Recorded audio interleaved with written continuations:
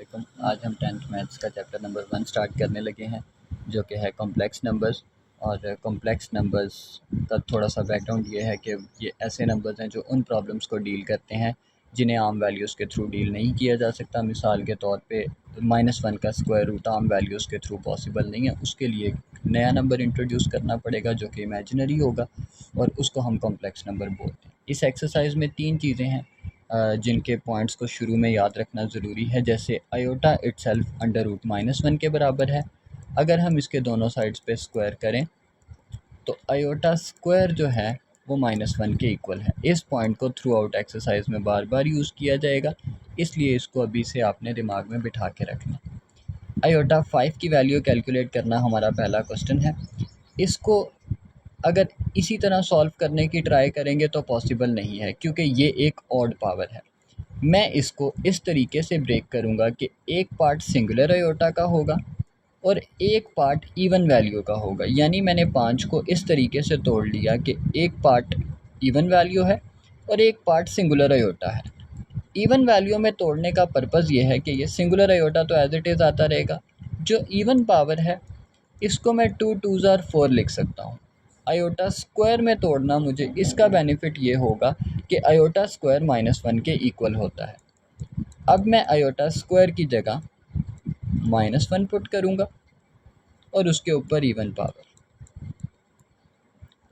यहाँ पे एक पॉइंट याद रखिए, अगर -1 के ऊपर इवन पावर हो तो वो +1 में चेंज हो जाता है, और अगर -1 के ऊपर ऑड पावर हो तो वो -1 ही रहता है।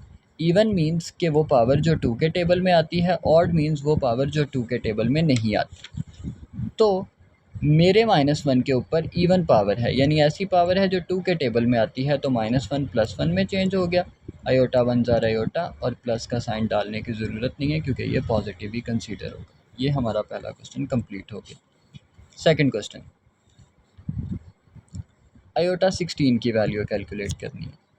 इसको मुझे 2 पार्ट्स में ब्रेक करने की ज़रूरत नहीं है, इसलिए कि आयोटा 16 इटसेल्फ 2 के टेबल में आ जाएगा, इसीलिए मुझे इसको 2 पार्ट्स में ब्रेक नहीं करना। जस्ट मैं इसको 2 8 ज़ार 16 लिखूँगा। वही पॉइंट कि आयोटा स्क्वायर -1 के इक्वल है और -1 के ऊपर इवन पावर मीन्स कि वो +1 में चेंज हो जाएगा। सो -1 के ऊपर अभी 8 है जो कि एक इवन पावर है, तो -1 +1 में कन्वर्ट हो गया। That's it. ये हमारा क्वेश्चन नंबर 2। क्वेश्चन नंबर 3 हमारा आयोटा माइनस आयोटा की पावर -19, इसकी वैल्यू को कैलकुलेट करना है।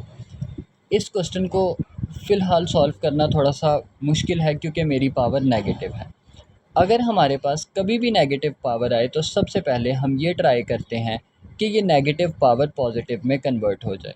हमने 9th मैथ्स में ये सीखा था कि अगर किसी नेगेटिव एक्सपोनेंट को पॉजिटिव बनाना हो तो हम जस्ट उस बेस का फ्लोर चेंज करेंगे। यानी ये माइनस आयोटा, मैं इसके नीचे 1 डाल सकता हूँ क्योंकि हर चीज़ को 1 से डिवाइड किया जा सकता है, हर नंबर को। तो मैंने माइनस आयोटा के नीचे 1 डाला। अगर मैं इस नेगेटिव एक्सपोनेंट को पॉजिटिव बनाना चाहता हूँ तो मैं सिर्फ क्या करूँगा, मैं इसके फ्लोर को चेंज करूँगा। 1 ऊपर, माइनस आयोटा नीचे, ये -19 खुद ब खुद ही +19 में कन्वर्ट हो जाएगा। तो हमें पावर, नेगेटिव पावर को पॉजिटिव में कन्वर्ट करना आ गया। जब भी आपके पास कभी नेगेटिव पावर आए, आप जस्ट उसके फ्लोर को चेंज कीजिए, वो नेगेटिव पावर खुद ब खुद पॉजिटिव बन जाएगी। अब मैं इस पावर को दोनों न्यूमरेटर और डिनोमिनेटर के ऊपर अलग अलग लिख दूंगा। 1 की पावर 19 मैंने आपको स्टार्ट में ही बता दिया था, 1 के ऊपर कितनी भी पावर हो 1 1 ही रहता है। माइनस आयोटा के ऊपर पावर है 19। इसको डील करने के लिए मैं आपको एक आसान मेथड देता हूँ। आप ये समझिए कि आपके पास ये -1 आयोटा लिखा हुआ है जिसके ऊपर पावर है 19। आप -1 के ऊपर पावर 19 अलहदा कर लें और आयोटा के ऊपर 19 अलहदा कर लें। आयोटा 19 को उसी तरीके से डील करें जैसे पीछे क्वेश्चन में डील करके आए हैं, और -1 के ऊपर ऑड पावर मीन्स के -1 ही रहेगा, वो चेंज नहीं होगा। और 19 -1 के ऊपर हुआ कितना ही बड़ा नंबर हो, -1 1 ही रहेगा। आयोटा 19 को डील करने का मेथड यही है कि ऑड पावर है, हम इसको दो पार्ट्स में ब्रेक करेंगे, एक पार्ट सिंगुलर आयोटा का और एक पार्ट इवन आयोटा का। देन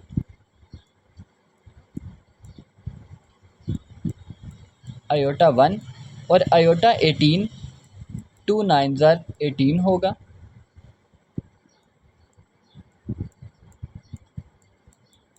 आयोटा स्क्वायर की वैल्यू -1, -1 के ऊपर पावर है 9। इवन ऑड पावर होने की वजह से -1 ही रहेगा। सो अब हमारे पास आयोटा 1 ज़ार iota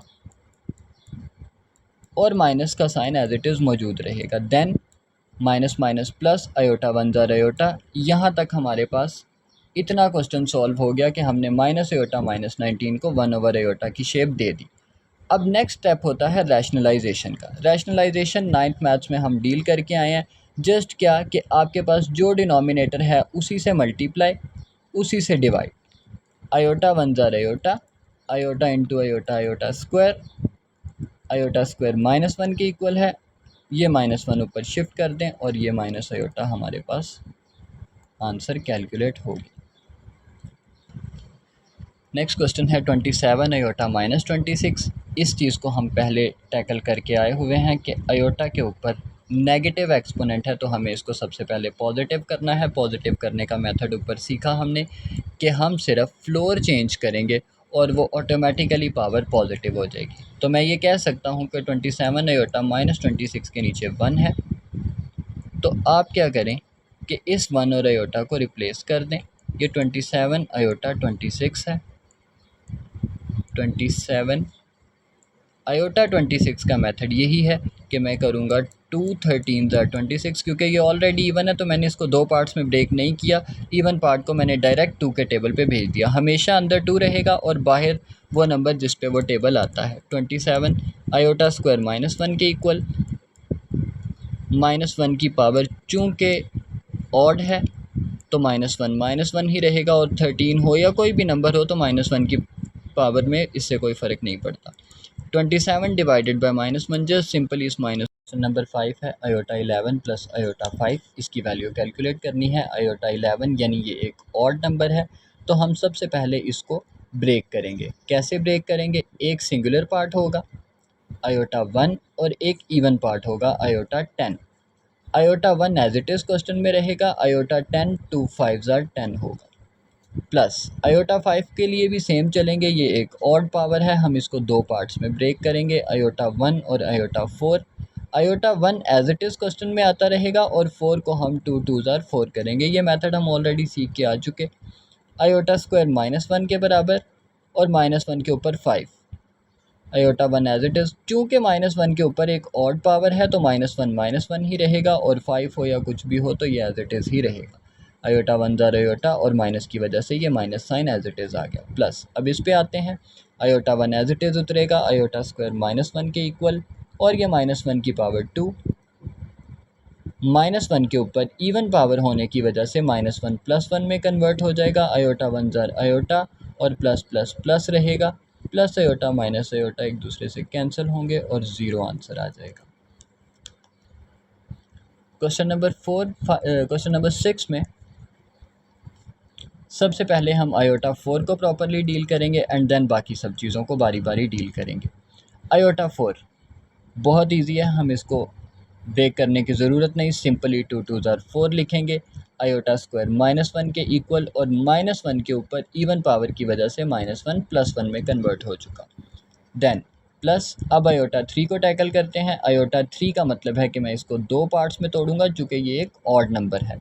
iota 1 iota 2, iota 1 as it is रहेगा जबकि आयोटा 2 -1 के इक्वल है।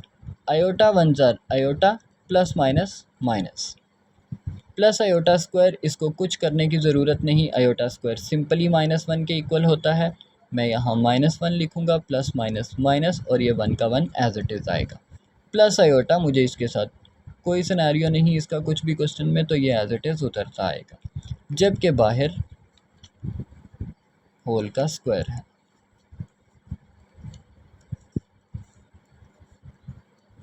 +1 and -1 cancel out, minus iota and plus iota cancel out, तो हमारे पास ज़ीरो बचा और ज़ीरो का स्क्वायर ज़ीरो ही होता है। ये हमारा आंसर आ चुका।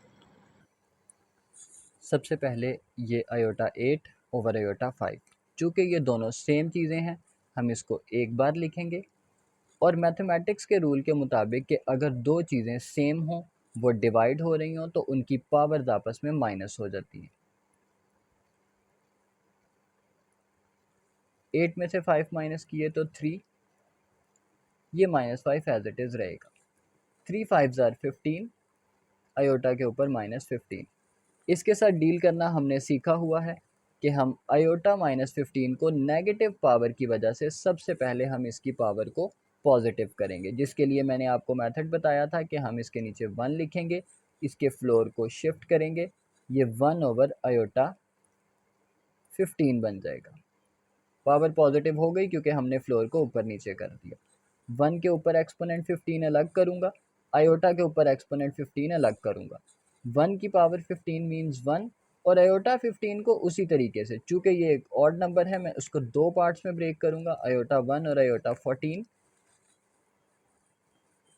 आयोटा 14 को मैं 2 7 ज़ार 14 लिखूँगा।